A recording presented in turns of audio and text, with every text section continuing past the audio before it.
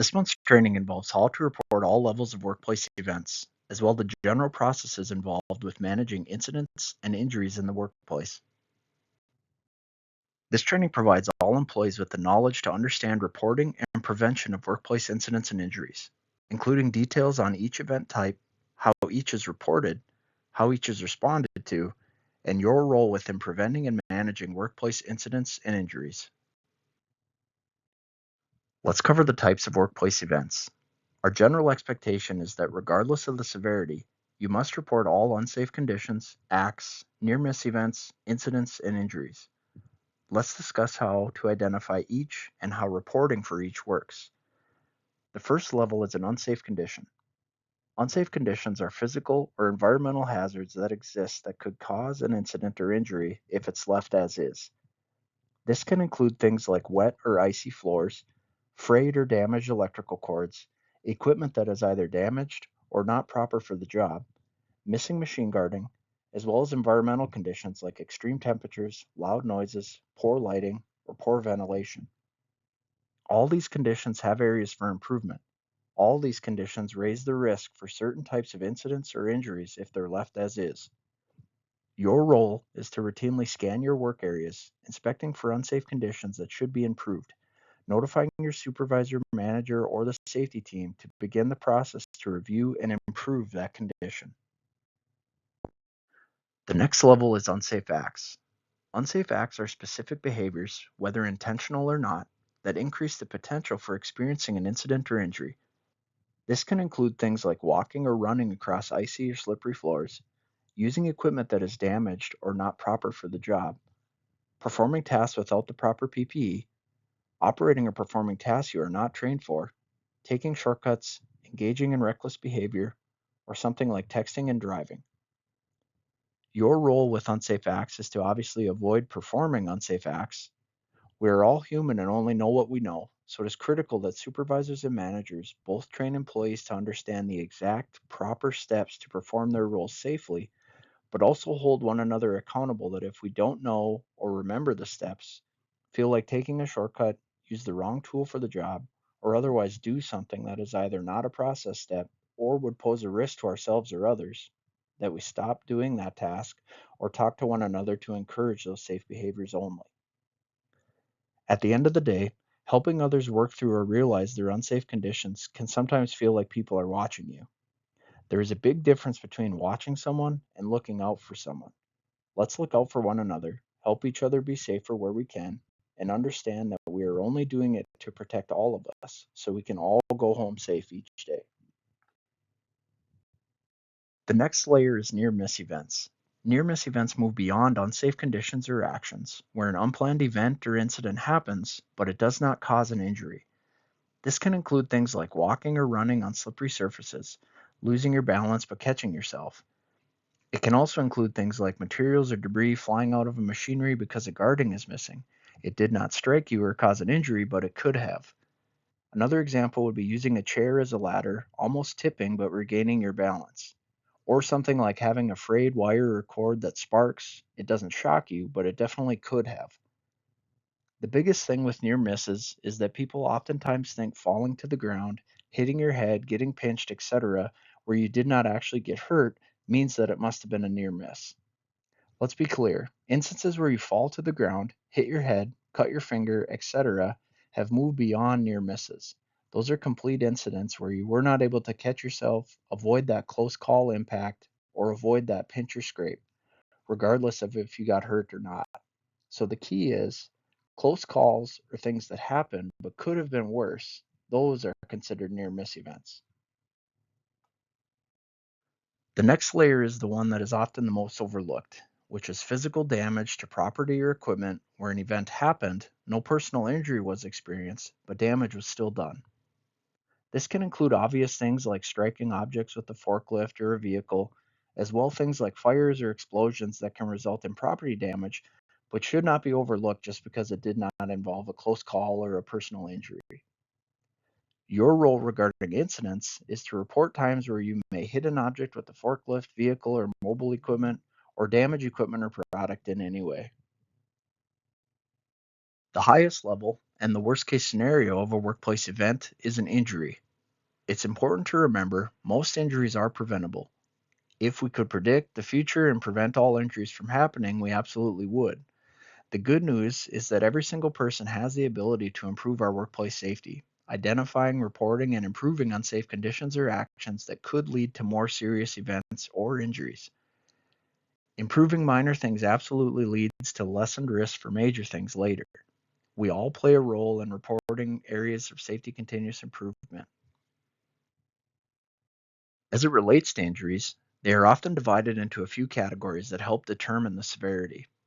As we discussed previously, people can confuse near misses with incidents, where a fall, impact, or something actually happened, but no physical injury was experienced. These should be considered incident-only events, meaning you were impacted, had potential for injury, are not currently injured, but should be monitored or checked just in case that situation grows, develops, worsens, whatever it may be. First aid injuries are those events that require minor medical intervention. Using things like band-aids, over-the-counter medications, washing or flushing, ice or heat applications, or things like rest. Each location should have first aid supplies and individuals trained to apply basic first aid care when needed. Recordable injuries are those injuries that go beyond first aid level care, requiring medical evaluation or intervention for things like stitches, prescription medications, physical therapy, rigid supports, or restrictions and accommodations to ensure proper healing. We will get into details on this in a coming slide. As it currently stands, Red River Commodities has created forms to capture and document each injury type. Beginning with unsafe conditions, acts, and near miss events, the current method is when you report that to your supervisor, this form will be used to document what was observed and experienced. Where an injury is experienced, an injury report form is a much more in-depth form, focusing on what happened, symptoms being experienced, body parts impacted, as well as initial and follow-up medical care needed and provided. For supervisors and managers, it is critical we all follow the same process, utilizing the same forms to document and share completed forms with each type. Internal methods for tracking and logging what happened, as well as corrective actions or improvements done after the fact, are fine, but proper forms need to be completed consistently and for all locations.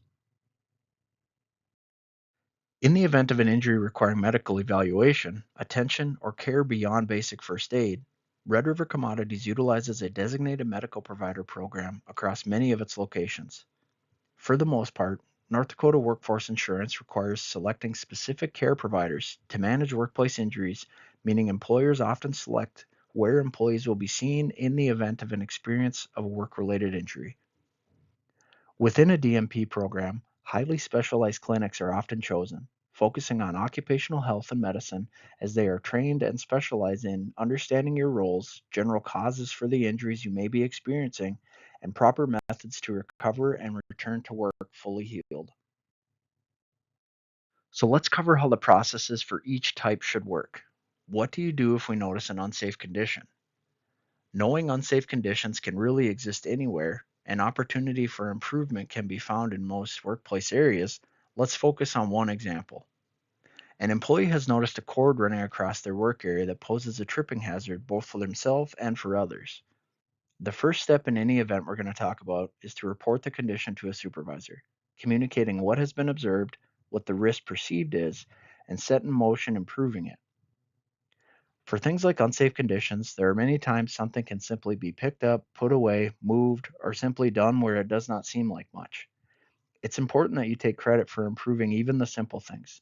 Let a supervisor know if an unsafe condition existed that you improved so we can document that, give you credit for that, but also make sure it's not an issue that we see again or found elsewhere too. Using our example, there are a few options that could improve this type of unsafe condition. The employee could simply unplug, roll up, and store away the cord to eliminate the hazard. Where the cord could not be unplugged or could not be moved, the work area can either be reworked so the cord does not need to run across the walkway, or physically install or run the cords overhead to eliminate the trip hazard. In both ways, the condition can be improved. Likewise, what do we do if we observe an unsafe action?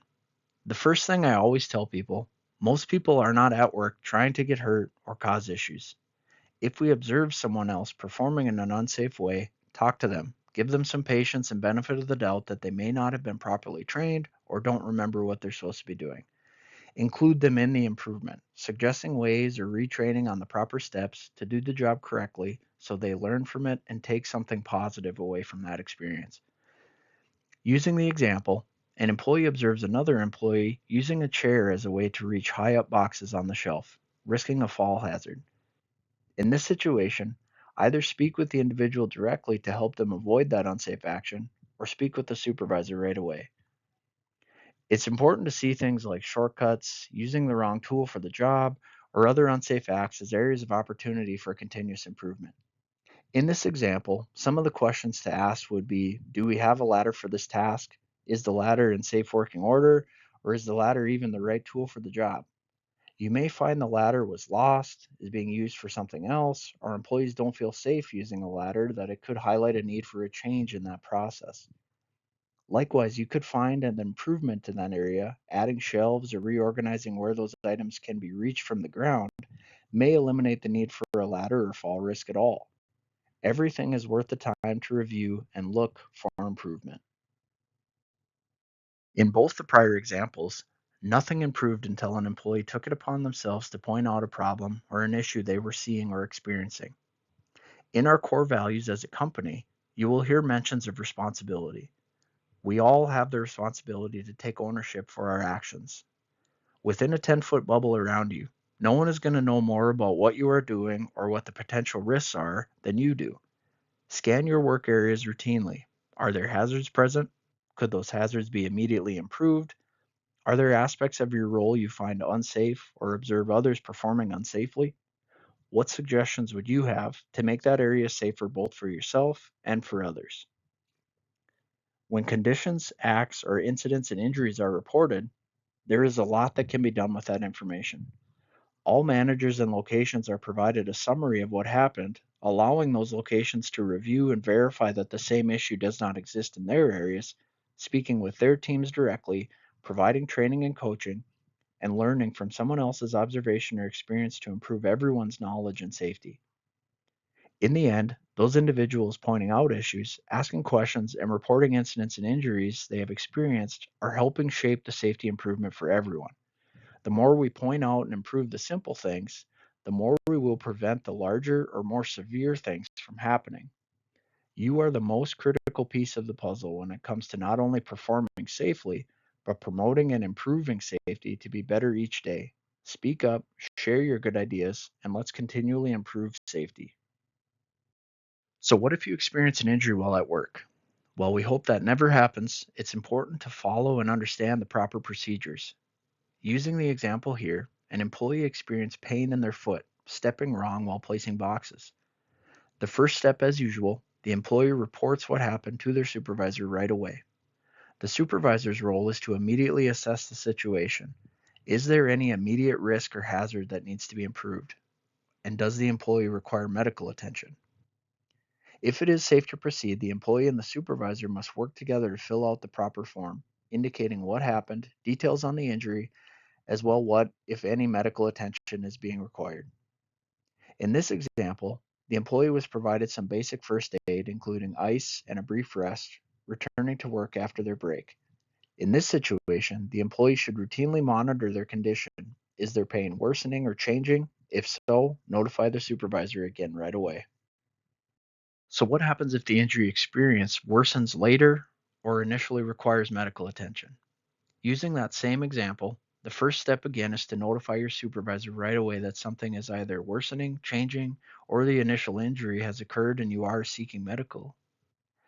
The same review by the supervisor to provide that basic care needed or accommodate getting you to be seen by a medical provider are the top priority. If requiring medical care, a DMP provider will be utilized to evaluate and provide a proper care plan for the injury relative to the job. This care plan will be provided both to the employee as well provided back to Red River Commodities via paperwork from the appointment. It is important any medical visit or paperwork received is reviewed by a supervisor, safety team, or HR to ensure that we are able to review the care plan to provide accommodations as needed to ensure you are being abided by the plan and that you will be allowed to work while still recovering. Following the appointment, a review to ensure what restrictions or accommodations must occur before the injured employee is allowed to return to work. From there, the care plan must be followed exactly by both the employee as well as Red River Commodities to ensure follow-up visits can be attended and the employee is on the right path to recovery. In these instances, the most important thing to remember is only the medical provider can dictate care. That means neither the employee, supervisor, nor Red River Commodities can indicate when you are recovered, what restrictions you would need, or what your care plan is. On that note, let's cover some of the common questions we see regarding workplace incidents in the injury process. The first, what if I already have a primary care provider that I see? Can I see my normal doctor for my work-related injury? For work-related injuries, the process is very strict. DMPs must be the primary source of medical care provided as they are the most knowledgeable in occupational therapies and care plans. In the event you wish to opt out of Red River Commodities DMP program, that must be documented through HR and have been completed prior to the injury happening. On a case-by-case basis, DMPs may refer you to your primary if there are pre-existing conditions or conflicts that your primary is more specialized to handle. This again will be directed by medical providers, not the employee or Red River Commodities. What if I already went to a non-DMP medical provider for a work-related injury? It definitely does happen. Employees are out of town after hours, or maybe they did not realize something was work-related until after the fact. Your health is the number one priority. If you experience an injury of any kind and you're not sure if it's work-related or not, seek medical care if you need medical care. Do not wait, especially if it's an emergency. If you have sought medical attention from a non-DMP provider for a work-related injury, simply notify your supervisor or safety right away, providing that paperwork from the appointment. The process here is that the safety team will work with the employee to schedule and be reevaluated at a DMP location. This ensures the employee is back to following the process exactly, avoiding issues with insurance or dropped medical coverage or claims due to using an outside provider. What if you experienced an injury some time ago, say days or weeks ago, and are now just feeling the effects of that and it's worsening to the point you need to seek medical attention? The first point to a question like this is to realize the importance of reporting any event, no matter how insignificant, so medical care can either be provided or you can be checked in with daily to verify that condition or injury is not worsening. In this instance, a late report will still be rolled into the DMP as soon as we know about it, ensuring you are able to be seen through the same care and providers as usual. Where issues can come up in a situation like this, delays in reporting are often heavily scrutinized by state insurance agencies, meaning they may look at the time from the original injury to it now hurting and assume it may have been due to outside of work factors. To avoid situations like that, it is always to your benefit to report events and incidents immediately so they can be properly tracked to avoid losing medical coverage for work related events. One that does not come up often, but can and has for employees that travel or operate remotely for their roles. What if I am injured while I'm traveling for work? Work travel and remote tasks have very specific requirements, often only seeing coverage where the job actually happens, as well as the physical travel between lodging points and the task or job function. Important things to note while traveling. Personal detours or things that you do outside of your normal routine job tasks and operations are normally only covered by your personal medical insurance and would not always be considered work related. Be careful when traveling for work to ensure you are safe even when you're off the clock.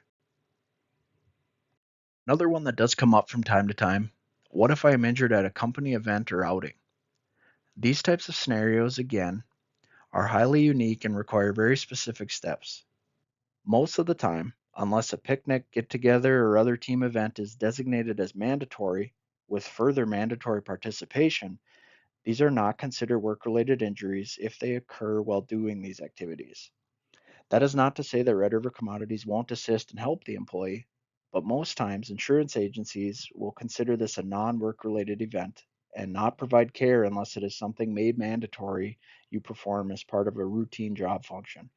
So again, enjoy yourself at these events, but maintain your safety to avoid incidents and injuries at the same time. A question that definitely comes up: what if I saw a non-DMP provider for a work-related injury and was given work restrictions at that time or needed accommodations? Now what do I do? As we discussed in the prior slide, the effort to have you reevaluated for a work-related injury through a DMP provider will still occur. But in the meantime, to ensure we provide adequate care, most of those restrictions and accommodations provided, we'll consider those and work through those to make sure that we're not worsening any of your symptoms until you can be seen by the DMP. Once you're evaluated by the DMP, several things can happen.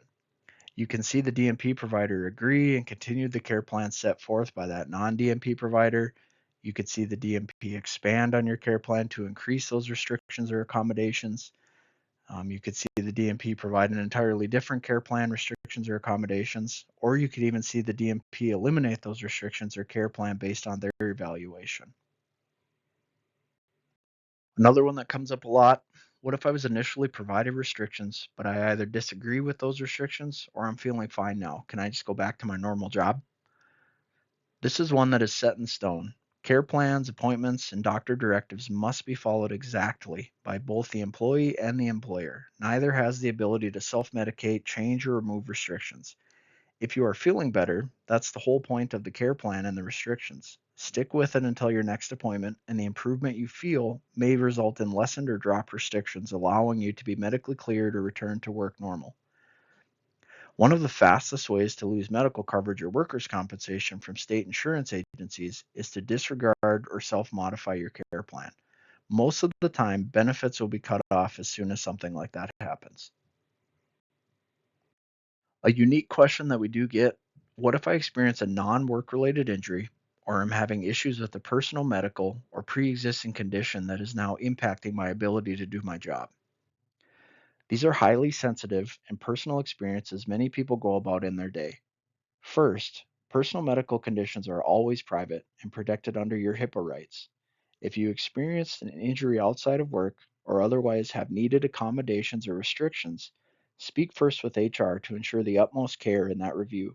From there, accommodations and conversations can be had both with you and your supervisor to verify those accommodations can occur, as efforts need to be made to provide that while upkeeping your privacy in the matter.